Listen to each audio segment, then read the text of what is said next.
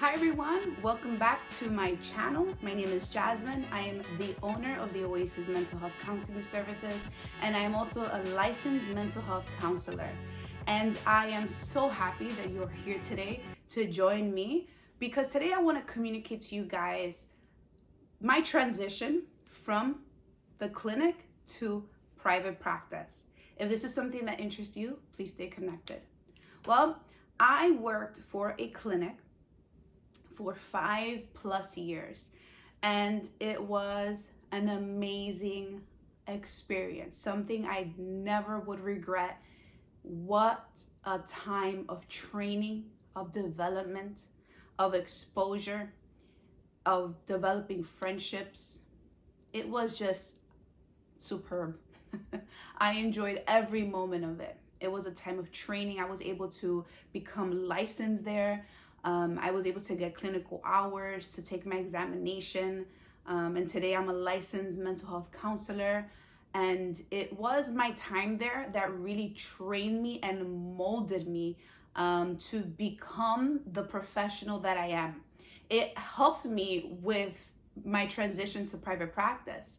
The things that I saw there, what I was exposed to, the forms, the intakes, the training really strengthened and brought confidence that I was able to transition into private practice. So do I recommend clinical setting, clinic work? Absolutely. If you want to be trained, developed as a therapist, as a social worker, as a supervisor in the field, a clinical setting is the place to be. But when I started feeling the transition to, or the push that something needs to change, is number one, I knew that going in, my time will end. I knew that this wasn't my forever. I already went in knowing that something like private practice was in my future. So I never got too comfortable there. I went in, I enjoyed my time, I celebrated my time, I was in the here and now, but I knew that one day this will come to an end. I knew that one day my transition was going to leave. So that's number one. Number two is that towards the end of my time at the clinic, I realized that the expectation for me was too high for what was happening in my life, right? During my time at the clinic, I got married, I got pregnant, and I gave birth to my beautiful son, Matthew. And ministry started thriving. I am very involved in my church. So my life was growing. My life was expanding. It was flourishing, and also my career. But I realized that my beautiful career that was highly demanding and, supportive environment, but the expectations were pretty up there compared to now my changing life. I realized that my non-negotiables were starting to be negotiated. My self-care became secondary. I didn't feel present, and that was a problem for me. I began to lose interest in counseling. I started questioning, is this my calling? But then I had to revisit what was happening. And as much as my life was transitioning personally and beautiful, I started realizing that perhaps the place where I am doing my calling of counseling needs to change. Perhaps this is my indicator of my exit. And so I remember one time calling my brother, and I was very stressed. I'm like, I need to leave. I need to transition. My life is changing. I can't keep up with this rhythm of life. And he told me, Jasmine, you and I both know that you're going to leave, that your exit is coming. But what are you going to do in the meantime? He asked me. And that was a game changer for me. Right there, I knew I need to be proactive in getting everything together so that when my time to transition out is, highly, welcome, the green light was there, I was able to leave smoothly with a game plan already set. So in that meantime, I was able to get my documentations together, get my entity. It's the whole process, guys. And so in my meantime, I was able to do that. Also, this transition was actually very smooth because it happened during the pandemic. And during the pandemic, there was a shutdown. So work became virtual. So I started doing therapy at home with the clinic, but it was at home. And in that time, I was able to get exposed to what it looks like to do the therapy, right? Be a therapist at home, clinical work, but virtual. And I started to get ideas. I'm like, whoa, what if I can do this for myself? What if private practice for me looks like this? What if I can actually continue to thrive in my career as a therapist and still be a present mom, present wife, present for myself, present for my ministry, present with God, right? Not lose myself. How can I still incorporate my career without losing myself, without depleting myself, without losing passions for the things that I love and that I was called to do? And so that was number 2. I started realizing that my non-negotiables became negotiables, and I knew I needed to transition out.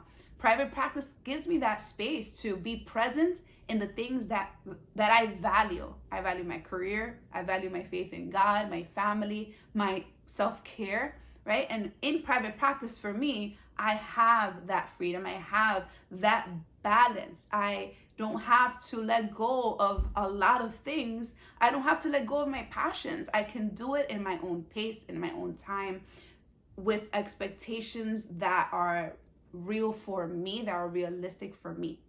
And number 3, what I realized is that in the clinical setting, I was exposed to a lot of people, a lot of stories, a lot of different needs. And so over time, throughout the years in the clinical setting, I realized that my anointing, my specialty is not every need. I am not called and trained and prepared to meet everyone's needs. Everyone's needs is not my passion. And that is sometimes difficult for therapists to understand, because if I'm a therapist, I should be able to help everybody. But the reality is that that is not true. Even though you have a heart for everyone, you have a calling for a group. You have a conviction, and your heart hurts for specific stories, for specific need, and that's okay. That is what you call a niche, a concentration. And even though your niche and concentration could change over time, it is very important that you narrow it down. And this also helped me decrease the stress. I wasn't called to save the world. I wasn't called to be everyone's therapist. I was called to be a specific therapist for a specific group, for a specific conviction of mine. And so I realized, because I was exposed to different stories, that not everyone was for me, and I'm not for everybody, and that's okay. In my private practice, I'm able to make the choice in the clients that I feel passionate about serving. And those clients also gravitate to me, right? So every therapist is going to have their niche, their concentration, their group that they're passionate about, and those clients are naturally going to gravitate to them. And so in the Oasis Mental Health Counseling Services, I am a Christian therapist. My faith runs the sessions. It is what the Oasis is about. It's an encounter with God through counseling. And I love it. Look, I pause because it just brings me joy. We don't have to negotiate Jesus because you're in therapy. He is so involved in it. He wants your mind to be in order. He wants your heart to be right. Therapy does that. And I just am honored that in my private practice, I have the freedom to communicate from my website, in social media, in the sessions, that Jesus is what we need, that Jesus is our comforter. And when clients come to me, when they reach out for help, usually most of them are coming to me because they love that I am a Christian. They love that I value faith. They want to learn how God can be involved in their mental health. That is amazing, and that's what I am called to do.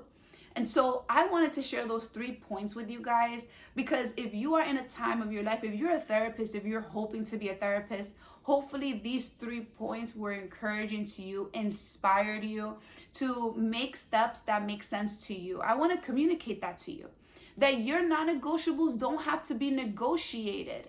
Maybe you're called, it's just that maybe the environment is not where you're called to. So know where God is calling you to.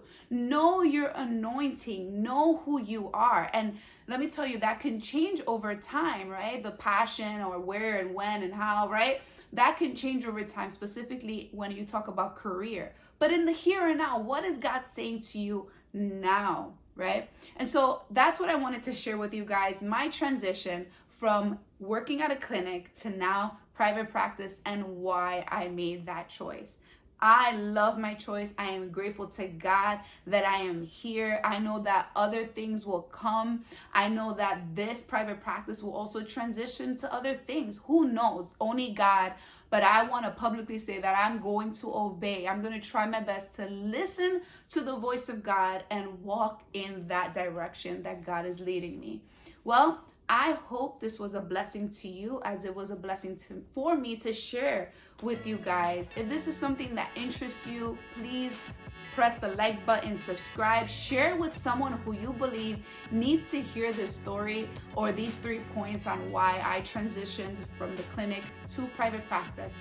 And I will see you next time in our next video. Peace out. Take care.